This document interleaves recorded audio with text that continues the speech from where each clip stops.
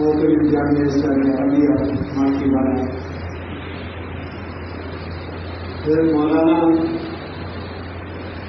کی شخصیت غیر معروف نہیں بلکہ اہل علم اور مدارس کے درمیان مولانا کی شخصیت کا تعارف بالخصوص مقاصد شریعت پر حضرت کا احساس ہمارے لیے باعث مسرت ہے کہ مولانا عبدالمجید اسلام کی دعوت پر یہاں تشریف لائے اور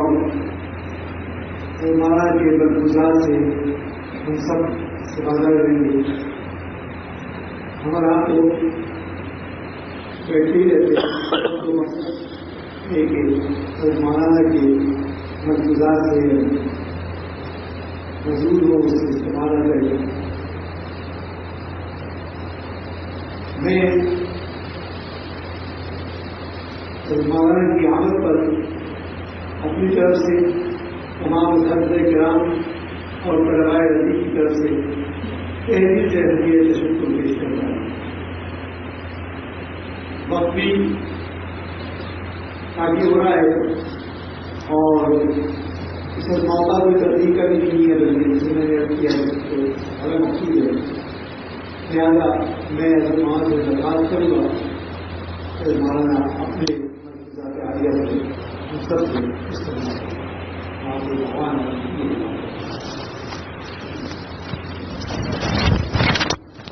عزیزان گرامی، میں تمام مہمانان کرام کا شکریہ ادا کرتا ہوں اور بالخصوص حضرت مولانا اقبال صاحب دعوت برکاتہ العالیہ ہمارے اور آپ کے درمیان موجود ہیں. انشاءاللہ ان کا قریبی خطاب اور دعا سے اس مجلس کا اختتام ہوگا. میں چند شعر کے بعد حضرت کو دعوت دے رہا ہوں کہ تیرا آنا میرے احساس میں جانے مسرت ہے، مگر جانا ستم ہے، غم ہے، حسرت ہے، قیامت ہے. تیری قربت میں پوشیدہ بہار کیسے جنت ہے، تڑپنا ہجر میں تیری محبت کی علامت ہے. حضرت اپنے قیمتی خطاب سے ہم سب کو محسوس کریں. الحمد للہ رب العالمین والصلاة والسلام على سید المرسلین وعلى آلہ واصحابہ اجمعین. قال اللہ تبارک وتعالی فی الکلام المجید والفرقان الحمید. اعوذ باللہ من الشیطان الرجیم. بسم اللہ الرحمن الرحیم.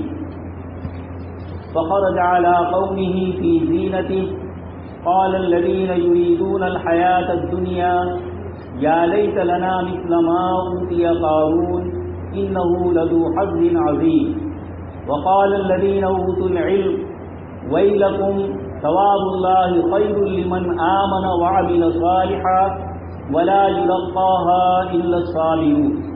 وقال تعالى ولكن كونوا ربانيين بما كنتم تعلمون الكتاب وبما كنتم تدرسون.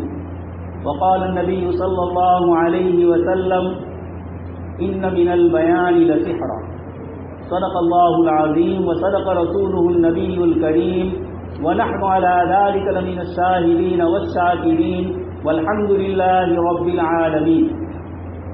محترم و مکرم قابل تکریم حضرت صدر محترم، حضرات اساتذہ کرام اور طلبہ عزیز، میرے لیے آج کا دن انتہائی سعادت مندی کا ہے کہ آج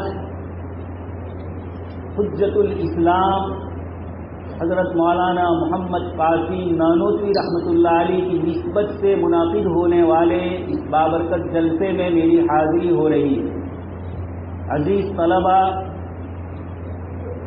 حضرت کو سمجھنے سے پہلے چند تمہیدی باتیں میں آپ کے سامنے عرض کرنا چاہتا ہوں. اسلام کے آنے سے پہلے دنیا میں علم چند خاندانوں کے درمیان منقسم تھا. اسی ملک میں جہاں میں اور آپ آباد ہے، یہاں آج بھی مذہبی تعلیم کے لیے ایک گروہ متعین مذہبی رسومات کی ادائیگی کے لیے بھی ایک جماعت مخصوص ہے۔ اللہ تبارک و تعالیٰ نے جناب نبی اکرم صلی اللہ علیہ وسلم کو مبعوث فرمایا، اور آپ کی سب سے بڑی خصوصیت یہ ہوئی کہ آپ کے ذریعے اللہ تبارک و تعالیٰ نے علم کو عام فرما دی۔ اور رحمان علم القرآن خلق الانسان علمہ البیان، اللہ تبارک و تعالیٰ نے اقرا کے ذریعے جو اس علم کو جناب نبی اکرم صلی اللہ علیہ وسلم پر پہلی وحی کے ذریعے عام فرمایا، آپ صلی اللہ علیہ وسلم نے علم کو اتنا عام فرمایا کہ انسائکلوپیڈیا آف بریٹانیکا کا مقالہ نگار ہسٹری آف ایجوکیشن 90 صفحے سے اوپر کا ایک مضمون ہے، اور جس میں دنیا کی ایجوکیشن کی اور علم کی تاریخ لکھتے ہوئے اس نے یہ لکھا سب سے پہلے کہ دنیا میں بڑے بڑے مندر اور بڑے محل تو میں نے بہت سارے دیکھے اور اس کا رواج برسوں سے ہے، لیکن تعلیم اور ایجوکیشن کے نام سے بڑی بلڈنگیں بنانا، یونیورسٹیاں قائم کرنا، یہ صرف اور صرف اسلام کی خصوصیت ہے۔ اسلام نے دنیا کو علم دیا۔ اسلام سے پہلے عیسائیت سمجھی جائے، یہودیت تو ہے ہی خاندانی مذہب، اور جس ملک میں ہم اور آپ آباد ہے برہمن کے علاوہ کسی کو مذہبی کتاب پکڑنے کا حق نہیں۔ لیکن جناب نبی اکرم صلی اللہ علیہ وسلم تشریف لائے اور اللہ پاک نے آپ کے ذریعے ایسا علم عام کیا کہ امیر المؤمنین حضرت عمر بن خطاب رضی اللہ تعالی عنہ حضرت بلال کو دیکھ کر فرماتے ہیں انت مولانا و سید۔ جس غلام اور جس حبشی النسل قوم کو انسان کہا جائے یا نہ کہا جائے، لیکن عملی شکل میں ان سے جانوروں جیسا کام لیا جاتا تھا، اس کو کعبہ کی چھت پہ چڑھ کر فتح مکہ کے موقع پر اللہ کی بلندی اور کبریائی کا حق جناب نبی اکرم صلی اللہ علیہ وسلم نے دیا، وہ آپ ہی کے اس علم کی برکت ہے۔ آپ نے مساوات انسانی قائم فرمائی۔ اس کا سب سے بڑا فائدہ یہ ہوا کہ علم مخصوص دائروں سے نکل کر دنیا کے وسیع و عریض علاقوں میں پھیلا۔ اور آپ دیکھ لیجئے، ایک نماز عالم بھی پڑھے گا اور ایک عامی آدمی بھی ادا کرے گا۔ تشہد کا پڑھنا ہمارے لیے بھی ضروری ہوگا اور ایک عامی آدمی کے لیے بھی پڑھنا واجب ہے۔ نماز کی وہ تمام کیفیتیں اور وہ ادائیگیاں جو فرائض اور واجبات کے ساتھ ہم ادا کر رہے ہیں، ایک عالم بھی ادا کرے گا اور ایک عامی آدمی بھی ادا کرے گا۔ اجتماعی نمازیں بھی رکھی جماعت کے ساتھ اور انفرادی نمازیں بھی رکھی، اس لیے کہ اس امت کے ہر فرد کو نماز پڑھنی ہے۔ یہاں کسی کی خصوصیت نہیں، نماز پڑھانے کے لیے، امامت کے لیے وہ شخص بھی آگے آ سکتا ہے جس نے نماز کے فرائض، واجبات اور سنتوں کو جانا ہے اور وہ نماز اچھی طریقے سے ادا کر سکتا ہے۔ اس امت میں کسی کی خصوصیت نہیں ہے کہ فلانی نسل کا آدمی ہی امامت کروائے۔ تو ایک طرف جماعت کے ساتھ نماز کو عام فرما کر سب کو نماز سکھلائی اور عملی طور پر ایک ہی صف میں سب کو کھڑا کر دیا، اور اس کے ذریعے اس دنیا میں علم کو عام فرمایا۔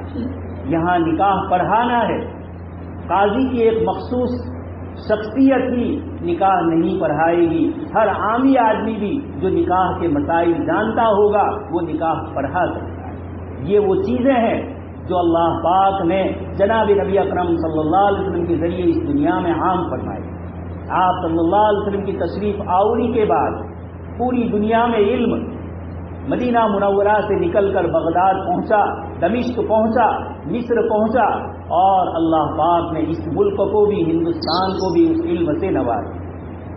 1857 میں جب ہمارے بزرگوں نے انگریز کے خلاف جہاد فرمایا اور وقتی اور عارضی اس مصلحتوں کے پیش نظر اللہ تبارک و تعالیٰ کی طرف سے ظاہری شکست ہوئی، لیکن حضرات علماء کرام اور اس میں سر فہرست ہمارے دیوبند کے اکابر اور اس میں حجت الاسلام حضرت مولانا محمد قاسم نانوتوی رحمۃ اللہ علیہ، حضرت مولانا گنگوہی رحمۃ اللہ علیہ اور دوسرے جن بزرگوں نے اس کو قائم فرمایا، ان حضرات نے دیکھا کہ انگریز کے مقابلے میں اب بظاہر مقابلہ ہو نہیں سکتا ہے، انہوں نے اپنا رخ موڑ دیا۔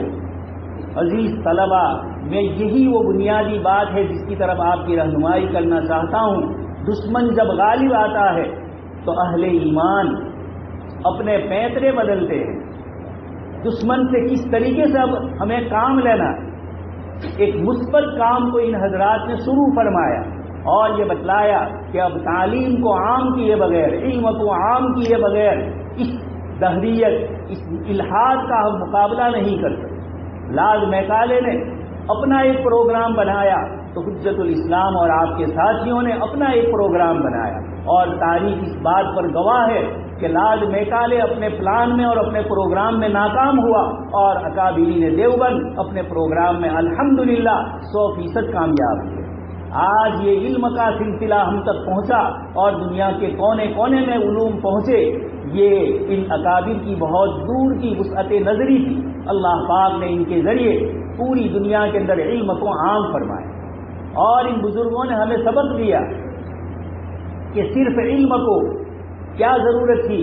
ان بزرگوں نے صرف دیوبند ہی کو قائم نہیں فرمایا، اطراف کے بہت سارے مدارس کو ان بزرگوں نے قائم فرما کر یہ اشارہ کیا کہ مدارس کا ایک نیٹ ورک ہونا چاہیے۔ یہ سارے مدارس ہمارے ہیں، جب ہم سب کے مقصد ایک ہے تو پھر اس کے ساتھ ہم سب ایک دوسرے کے تعاون اور تناصر میں رہیں۔ اس لیے ان بزرگوں نے یہ ادارے قائم فرمائے۔ اس کے ساتھ ان حضرات نے ان مدارس کو، دنیا میں سب سے پہلا تجربہ تھا کہ عوام الناس کے پاس سے پیسے لے کر ان مدارس کو قائم کیا جائے۔ دنیا کی تاریخ میں اس کی نظیر نہیں ملی۔ بادشاہ تھے، بڑے مالدار لوگ تھے جو ادارے چلا رہے تھے، لیکن ان بزرگوں نے جس چیز کو قائم فرمایا، عزیز طلبہ، عرب کے بڑے بڑے سربراہ اور بڑے علماء کرام حیران ہے دارالعلوم دیوبند کیسے چل رہا ہے، اور دارالعلوم کی نسبت سے چلنے والے ہزاروں لاکھوں مدارس اسی نہج کے اوپر چل رہے ہیں، عوام الناس کے چلنے سے، عوام الناس کو اپنے ساتھ رکھنے سے، اور اس طریقے سے حق بات کو کس طریقے سے کہا جا سکتا ہے۔ آج میں اور آپ ایسے ملک میں بیٹھ کر بھی صحیح اور حق بات کہہ سکتے ہیں، اور بہت سارے عرب ممالک ہیں جہاں علماء کرام حق بات نہیں کہتے۔ اس کے پیچھے غور کیا جائے، جب یہ عوامی اور عمومی ادارے نہیں رہیں گے تو دنیا کا کیا حال ہو۔ بزرگوں نے لکھا ہے کہ اسپین سے اسلامی حکومت گئی اور اس کے ساتھ مسلمان بھی ختم ہو گئے۔ اس کی وجہ کیا تھی؟ وہاں عوام سے رابطے والے ادارے نہیں تھے، ان کے نہ ہونے نے عوام کو دین سے دور کر دیا، وہ مقابلہ اور تاب نہیں لا سکتے۔ اس کے مقابلے میں ہندوستان میں وہی موقع جس وقت انگریز اپنا جھنڈا لہرا رہا ہے اس ملک میں اور اپنے آپ کو اس ملک کا مالک سمجھ رہا ہے، ایسے موقع پر ان اکابرین نے یہ ثابت کر کے بتلایا کہ جب ہوا کا رخ دوسری طرف پھیر دیں گے تو ہم اپنے ارادوں میں اور اپنے عمل کے اندر کامیاب ہو جائیں۔ حضرت نانوتوی رحمۃ اللہ علیہ اور آپ کے ساتھ ان بزرگوں نے صرف اسی پر اکتفا نہیں کیا، بلکہ یہ جو آج کی آپ کی انجمن ہے اور جس کی نسبت سے ہم سب جمع ہوئے ہیں، حضرت نانوتوی رحمۃ اللہ علیہ نے سب سے بڑا جو کام فرمایا، باطل فرقوں کا آپ نے مقابلہ فرمایا، ضال اور گمراہ جماعتوں کا آپ نے مقابلہ فرمایا، اور دوست اور بزرگوں کتنی سادگی کے ساتھ فرمایا۔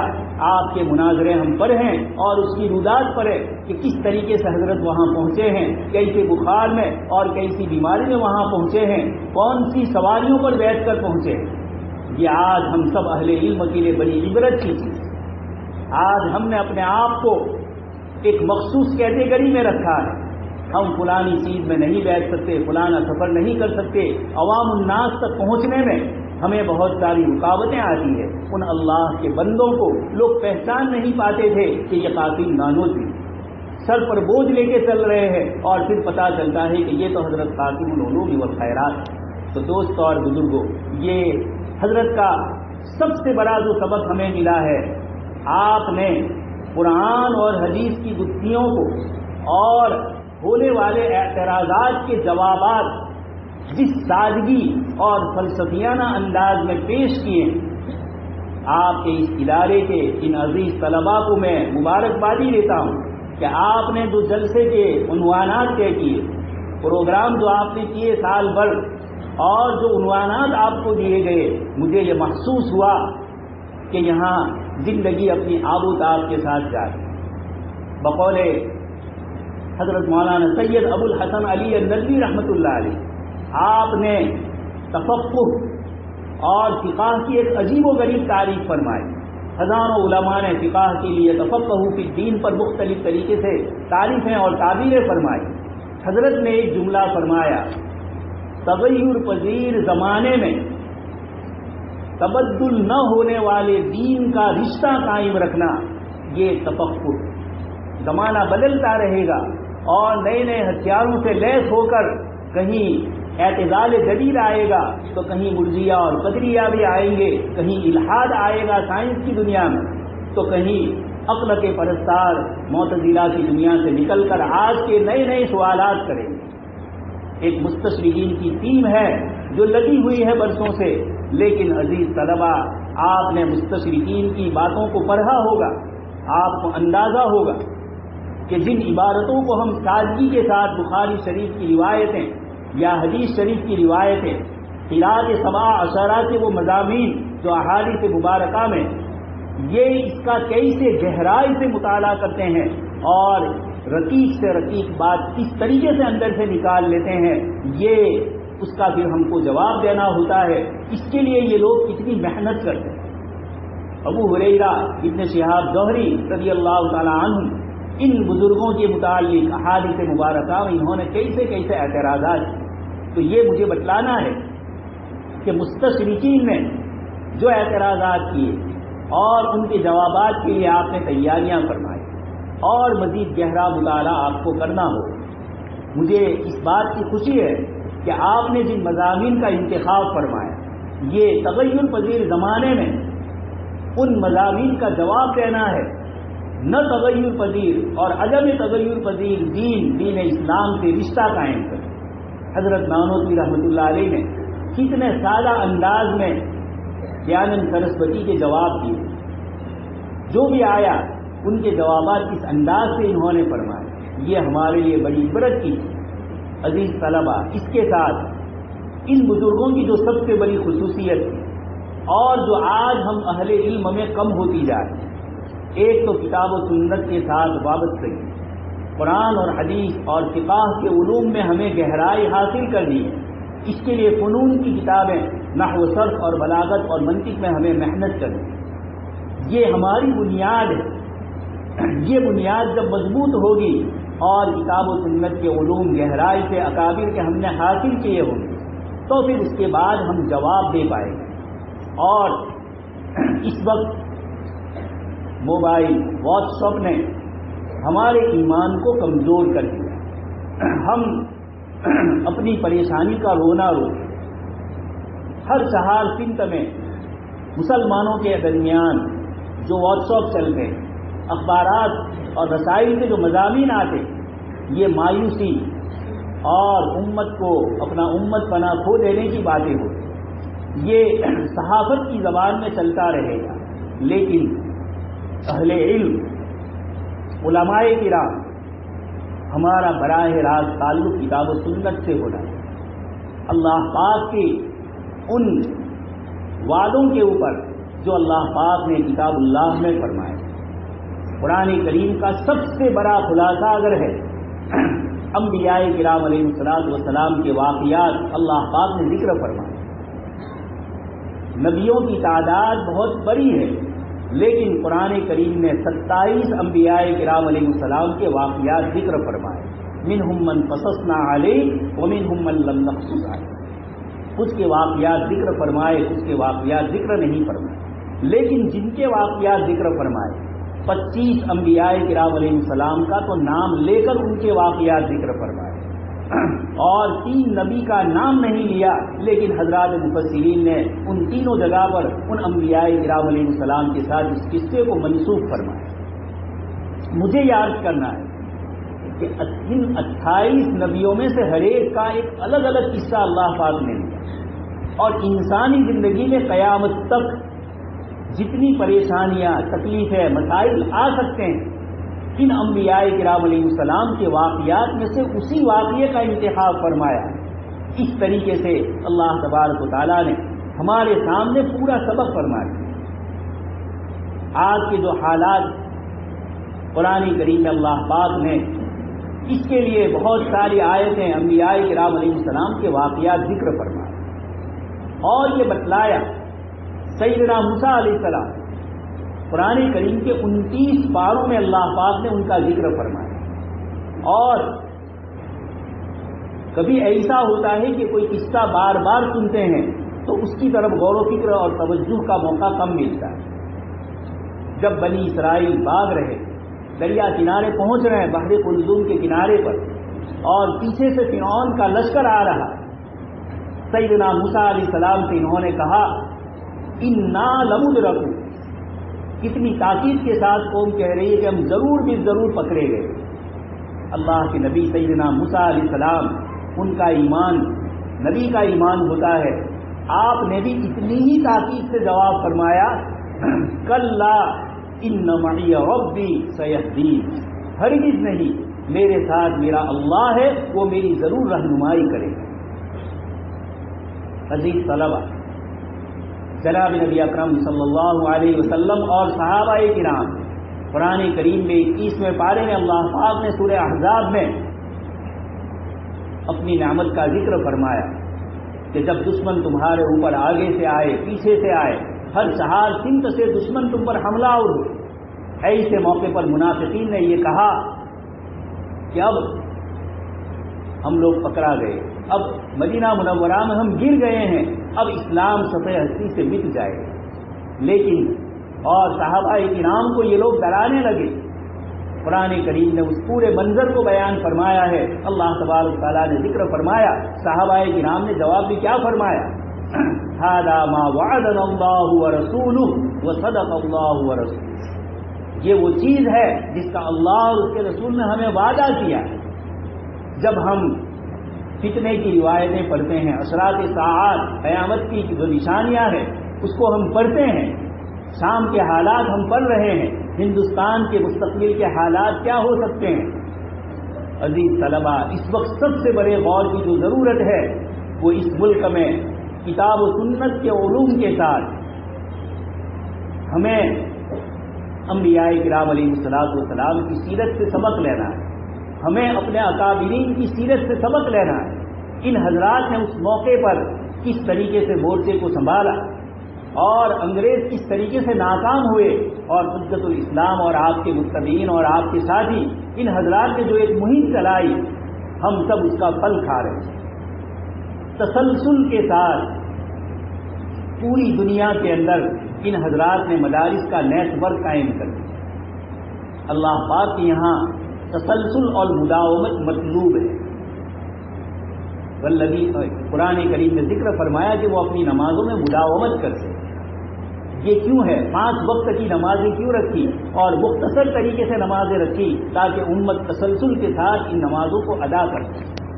تو مدارس کا نظام بھی تسلسل کے ساتھ، ہزاروں اور لاکھوں علماء کرام نے اس کے پیچھے اس ملک میں محنتیں کی، کیسی پریشانیوں کے ساتھ انہوں نے مدارس کو آباد کیا ہے، کیسی ذلت نفس برداشت کی ہے، اور اس کے ساتھ اس مدارس کا وجود بخشا۔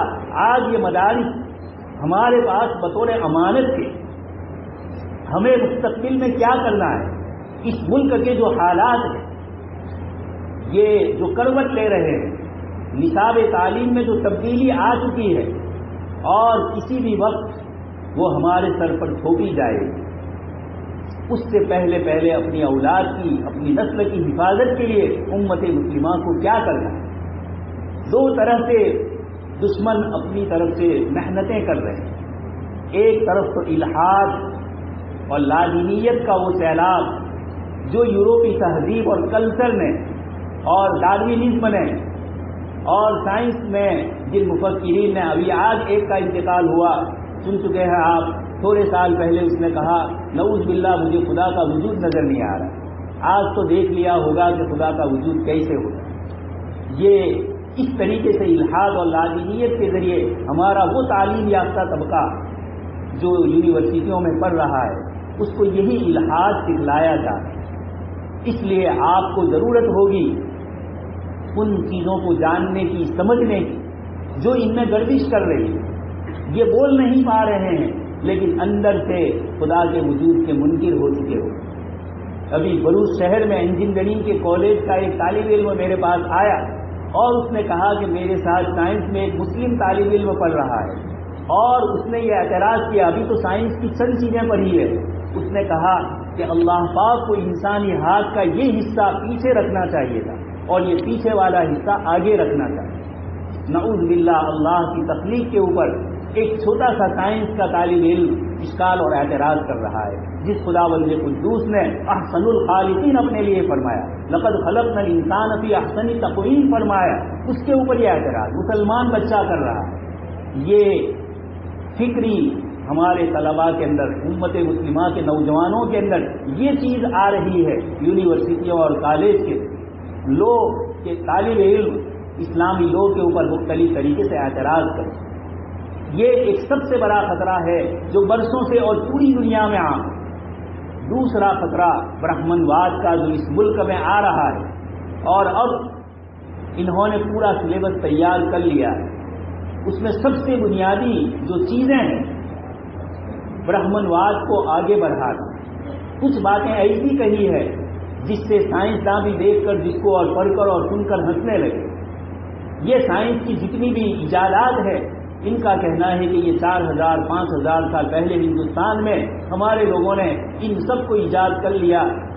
یہ اس طرح کی باتیں لکھی ہے، لیکن وہ اتنی ہمارے لیے خطرناک نہیں ہے۔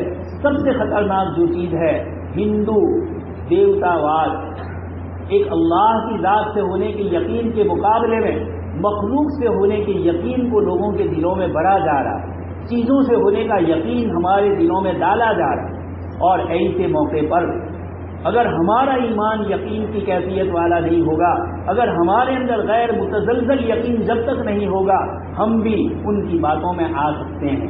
اس لیے سب سے بنیادی ضرورت ہے اس وقت ہم علماء کرام اور یہ مدارس اسلامیہ کی نئی فوج اپنے آپ کو کتاب و سنت سے وابستہ رکھے۔ توحید کا سبق، اللہ پاک کی ذات اور صفات کے جو علوم ہم عقائد کی کتابوں میں پڑھتے ہیں، رات دن ان عقائد کے ساتھ تصادم ہو رہا ہے۔ ہمارے نصاب تعلیم پڑھنے والے چھوٹے بچے سے لے کر بڑے طالب علم تک کس طریقے سے ان کو ہندو دیوواد سمجھایا جا رہا ہے، مستقبل میں اس کی کوششیں ہونے والی ہیں۔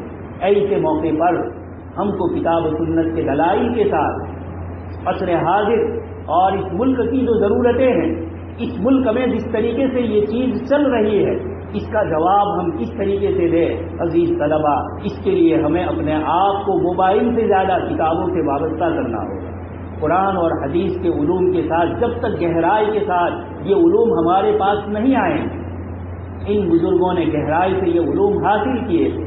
اور اس کے ساتھ حضرت مولانا مفتی محمد تقی عثمانی صاحب دامت برکاتہم کا ایک جملہ میں بڑھاتا ہوں، عموم کے ساتھ آج کے زمانے میں وسعت علم کی بھی ضرورت ہے۔ جو نئی چیزیں آ رہی ہیں ان سے ہمارے طلبہ عزیز کو واقف ہونا ہے۔ ایک مفتی اگر عصر حاضر کی پیدا شدہ نئی رسم و رسائی اور نئی چیزیں آ رہی، اگر اس کو نہیں سمجھے گا تو آنے والے استفتاء کا جواب وہ کس طریقے سے دے سکتا۔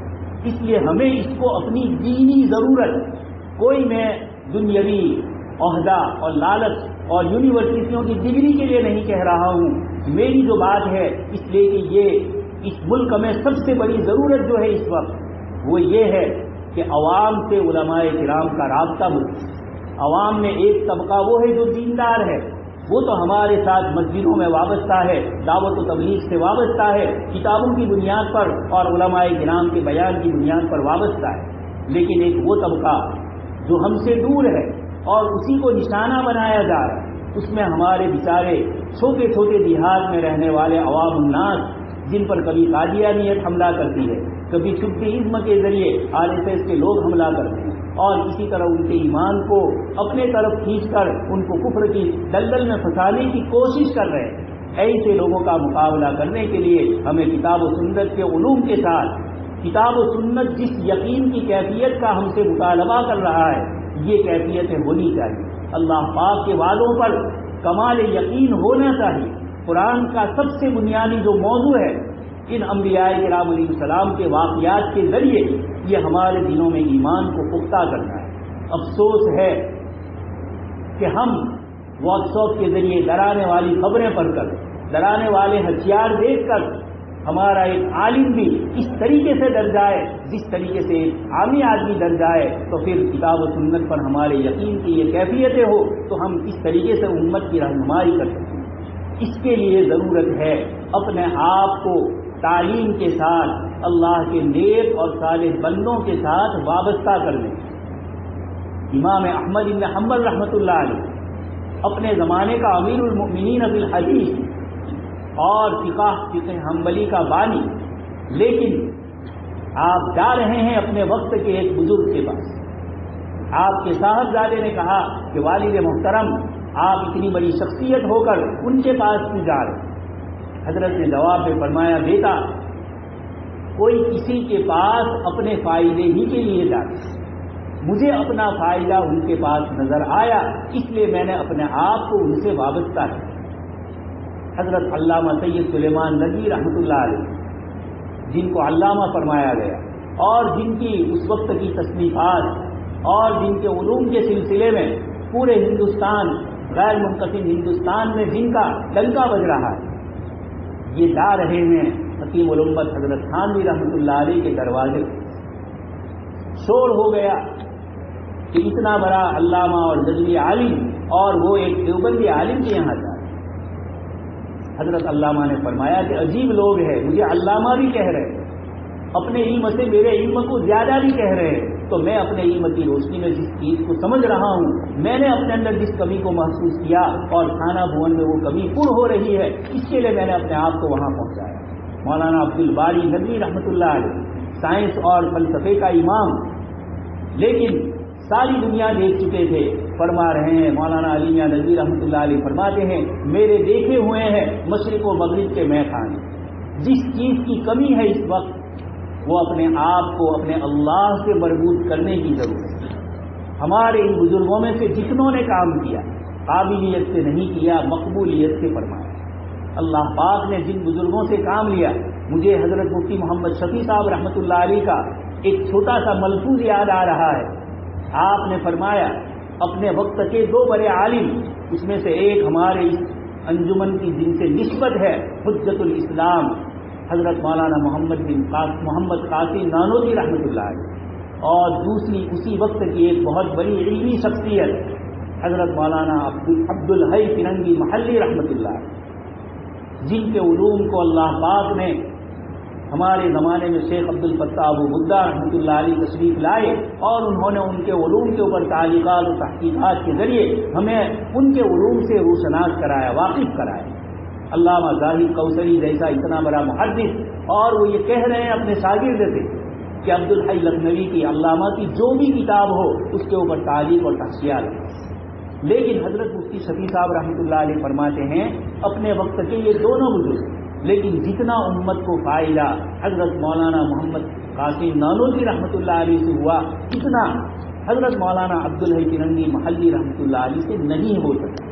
تقدیرات الہیہ ہے، لیکن اس سلسلے میں بزرگوں نے یہی بات لکھی ہے۔ امام غزالی رحمۃ اللہ علیہ اتنے بڑے جامعہ نظامیہ بغداد کے ناظم تعلیمات، اور اس وقت کی اسلامی خلافت میں خلیفہ کے بعد دوسرا درجہ اس کا تھا، اتنے بڑے عہدے پر پہنچنے کے باوجود آپ نے اپنے اندر ایک خلا محسوس کیا، اور اس خلا کو پر کرنے ہی کے لیے پھر امام الحرمین علامہ جویلی رحمۃ اللہ علیہ تک پہنچے، دمشق میں پہنچے، مراقبے فرمائے، اور پھر جب اس کے بعد آپ واپس آئے، آپ نے یہ فرمایا کہ میں نے سب سے زیادہ عقل مند اگر دیکھا تو حضرات صوفیاء کرام کو عقل مند، لیکن میں اپنے طالب علموں کو محض صوفی بننے کی بات نہیں کہہ رہا ہوں، علوم میں گہرائی کے ساتھ اپنا رابطہ اپنے اللہ سے مضبوط کرنے کی بات ہے۔ یہ جب مضبوط ہوگا تو یہ چھوٹی چھوٹی خبریں سن کر، یہ پڑھ کر ہمارے دل کے اندر گھبراہٹ پیدا نہیں۔ ہم تو امت کے رہبر ہیں، اگر ہم علماء کرام ان خبروں کو سن کر گھبرا جائے، مایوسی کا شکار ہو جائے، تو یہ امت مسلمہ کی کون نگرانی کرنے والا ہے؟ کون ان کو ڈھارس بنانے والا ہے؟ اللہ پاک نے ساتھ ارشاد فرما دیا ہے، الف لام میم احسب الناس ان یترکوا ان یقولوا آمنا وهم لا یفتنون۔ سب اللہ پاک کی تقدیر سے ہو رہا ہے۔ ہم اسباب کو اختیار کریں، لیکن تقدیر کے حوالے، اللہ پاک کے حوالے اپنے کو کرنا ہو۔ اسباب ضرور اختیار کریں، لیکن مسبب الاسباب پر ہماری نظر ہو۔ اسباب کے فیل ہونے پر مسبب الاسباب کی طاقت ہی سب کچھ کام کرتی ہے۔ ہماری آنکھوں کے سامنے قرآن کریم نے ہمیں بتلا دیا، سیدنا موسیٰ علیہ السلام دریا پار کر کے نکل رہے، اور اللہ پاک فرماتے ہیں کہ اے موسیٰ بحر رہوا، سمندر کو آپ ایسے ہی چھوڑ دیجیے، وہی پانی سیدنا موسیٰ علیہ السلام کے لیے خشک ہو کر راستہ بنا دیتا ہے۔ اللہ پاک نے اسی خشکی میں فرعون کو پہنچایا، اور اسباب کے درجے میں طبعیات کی دنیا میں اللہ پاک نے فرعون کو اسباب کے ساتھ پہنچا کر اس کو غرق فرمایا۔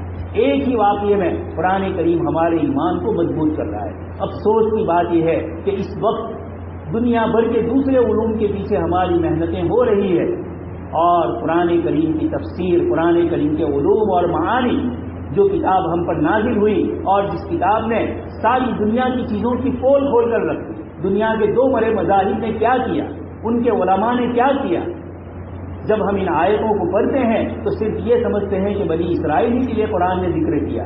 سب سے بڑے افسوس کی چیز ہے کہ جب ہم قرآن پڑھے تو یہ سمجھے کہ میرا خدا مجھ سے مخاطب ہے۔ اس نے واقعہ ذکر کیا، مدائن فتح ہوا، ایران کے بڑے بڑے قلعے فتح ہوئے، اور صحابی رسول رضی اللہ عنہ رو رہے تھے۔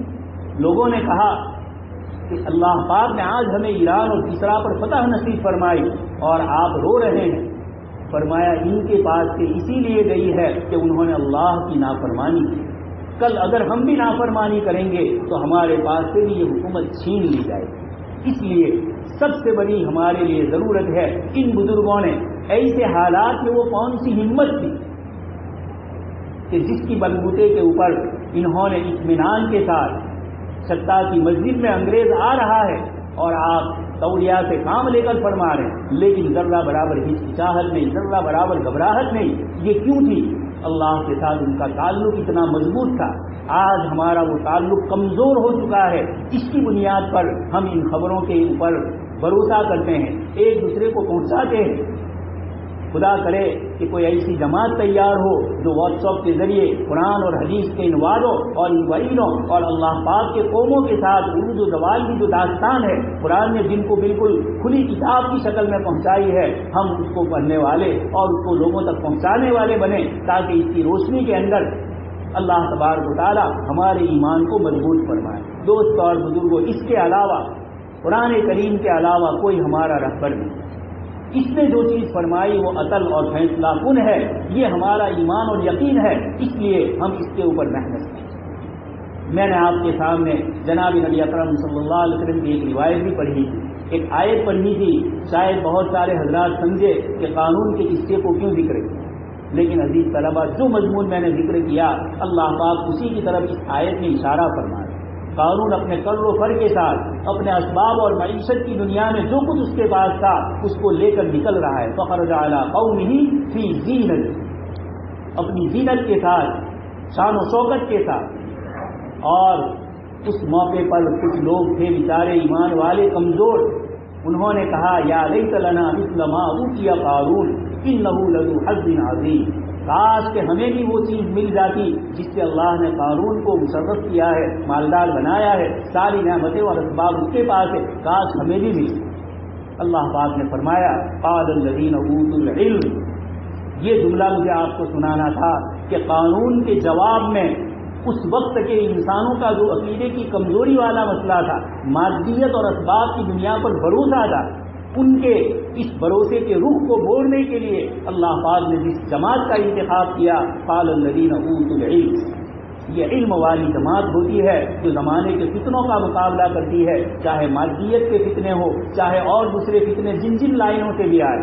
قال الذین اوتوا العلم ویلکم ثواب اللہ خیر لمن آمن وعمل صالحا۔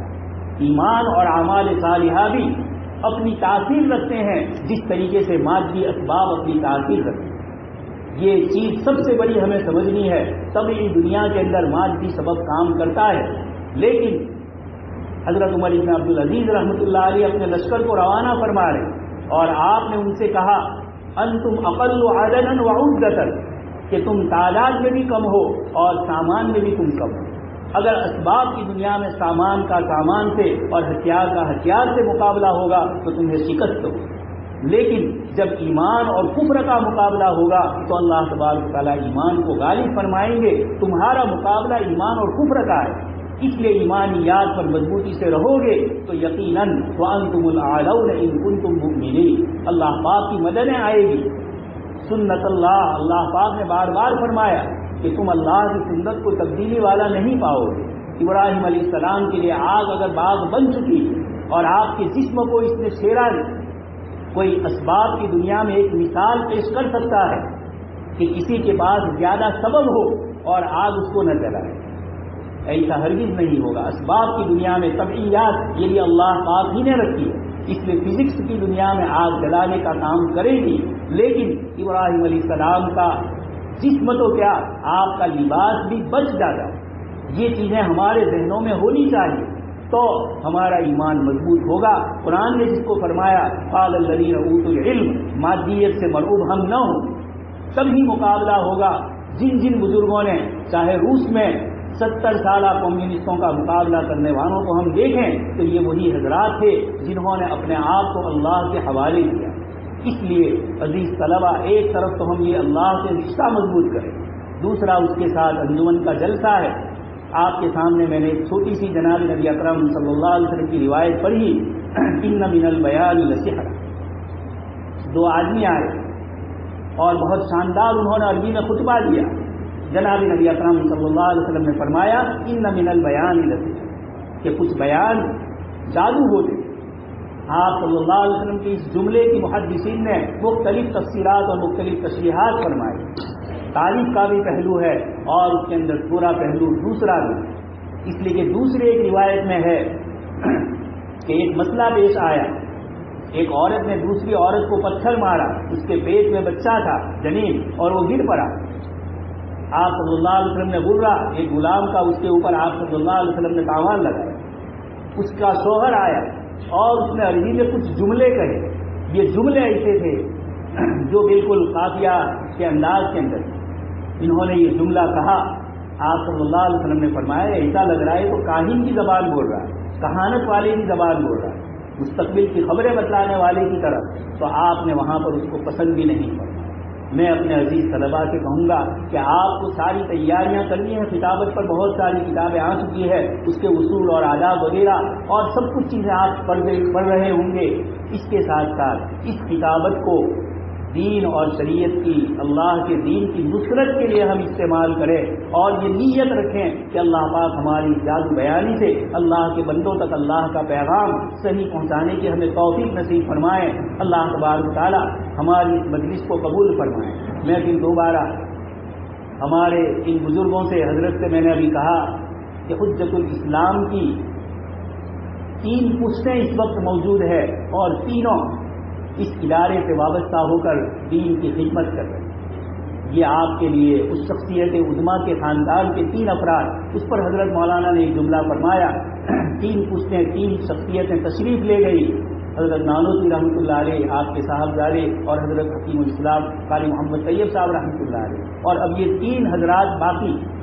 عزیز طلبہ، آپ کے اس ادارے کے ساتھ ہر وقت دعائیں دل کی لگی ہوئی ہے۔ 2 شخصیتیں ہیں، ایک تو ہمارے پیر طریقت حضرت مولانا محمد قبول زمان صاحب دعوت برکاتہم، بار بار اس کا تذکرہ کرتے ہیں، اس کی ترقی ہو علمی عملی ہر اعتبار سے آپ اس سے بہت خوش ہوتے ہیں اور بار بار اس کا تذکرہ کرتے ہیں، دعائیں کرتے ہیں۔ اور دوسری ایک شخصیت جو بالکل بیماری کے اندر پریشان ہے، کافی جن کو جسمانی طور پر تکلیف ہے، لیکن کل نکلنے سے پہلے جب میں نے فون کیا، میری مراد مفکر ملت حضرت مولانا عبداللہ کاکود رضی صاحب دار البرکاتہ ہوں، تو حضرت نے بہت دعائیں دی اور یہ فرمایا کہ میری اس ادارے کے ساتھ خصوصی دلچسپی ہے، اللہ تبارک تعالیٰ اس ادارے میں ایسی ترقی نصیب فرمائے، کیونکہ کچھ کام وہ ہو رہے ہیں جو حجت الاسلام کے کام ہیں، تدبیری تخلیقی کام، تحقیقی کام، جس سے ہمارے علماء جی چرا رہے ہیں، اور ایسے افراد تیار کرنا یہ اپنے آپ کو بہت زیادہ مشغول رکھنا ہے، اور بہت کچھ کرنے کے بعد کبھی کبھار کچھ چیزیں نکلتی ہے، یہ بہت محنت طلب کام ہے تحقیق اور تلاش کا، اور جو آج کل ہم سے مفقود ہو رہا ہے۔ اس لیے اس ادارے میں یہ جو کام تحقیقات کا ہو رہا ہے، اللہ تبارک تعالیٰ وحدت الامہ ہم لوگ پڑھتے نہیں ہیں، اور عرب علماء اشعش کر رہے ہیں کہ ہندوستان سے نکلنے والا ایک پرچہ عربی کا، اور وہ اتنا شاندار اور اتنا معیاری، شاید عالم اسلام میں چند پرچے ہیں جو اس معیار کے ہو، اس ادارے سے نکلنے والا وہ پرچہ اتنا معیاری ہے۔ آپ کو ایسا اساتذہ کرام ملے ہیں، ایسے مربی ملے ہیں، اللہ تبارک و تعالیٰ جب کوئی نعمت دیتے ہیں تو اس نعمت کی قدردانی کی بھی اللہ پاک ہمیں توفیق نصیب فرمائے۔ اللہ تبارک و تعالیٰ صحیح سنی باتوں پر مجھے اور آپ کو سب کو عمل کرنے کی توفیق نصیب فرمائے، آمین وآخر دعوانا ان الحمدللہ۔